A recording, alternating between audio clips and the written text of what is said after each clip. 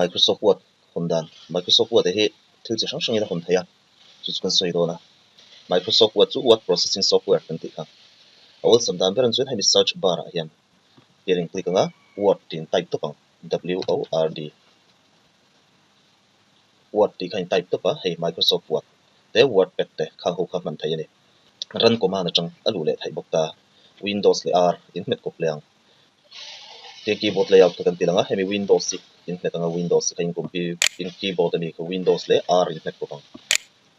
ti khan hey run command ron suak ta ni hemi run command hianin WINWORD winword ti kan type pang chuan kan okay ti khan MS Word hon thai na ni chuan chu bi zo heavy start ang khang kalila start a kan kala Windows 7 an chun all programs a hetan hian all programs lo lang leang all programs sai lut leanga all programs sai click zau nuang kha program so ti hian ron lang thut don ta chuan chu bi ron lang an chuanin tan hian Microsoft Office si thanga chuan Microsoft Office thanga chuan Microsoft Office kan zo hi Microsoft Office Word 2007 ti kan thang le nei do ni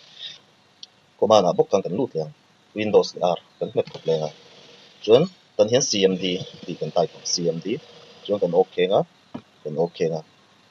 chuan kimi hi lo lang ta ni chuan heta hian start ti kan type start space bar vai kan met anga tan hian Win Word ti kan type lenga kan enter ti khan Microsoft Word ka thami CMD chang khanin alu thai bok ani command chang khan ti khan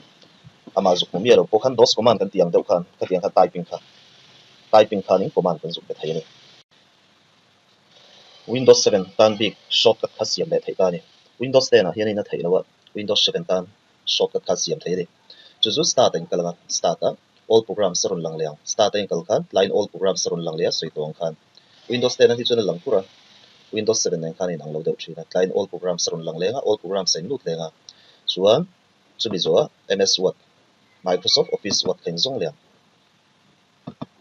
hian Microsoft Office Word hei tlai hi Microsoft Office ti ringot ti khan click le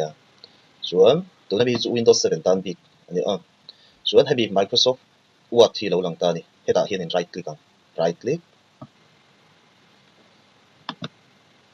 properties lo lang properties sai lu tanga chuan hei hetlai hi shortcut key lo om ta ni ta hian in click zawanga chuan E te ti khan E met top la Control Alt le E kan met kop ta la MS Word hi honga mase tunan chun W kan hmanga W en vai nge kan man WORD Word W kan su ta pang ti khan chuan chumi zo I apply nga chuan I continue nga I okay le Windows 10 an hian in hemi work lo wa chuan chu Windows 7 big tan chaw ni tu na mi kha chu keyboard layout ti lang le lok tai la heta hian in Control le Alt le W a khai met ta Control Alt kha met la chuan chumi zo W I met anga MS Word ka I hong thai bukani kha shortcut key da Windows 10 an hian in a work lo wa Windows 7 tan bi ko ani chu kha MS Word hon thai dan sang ten ni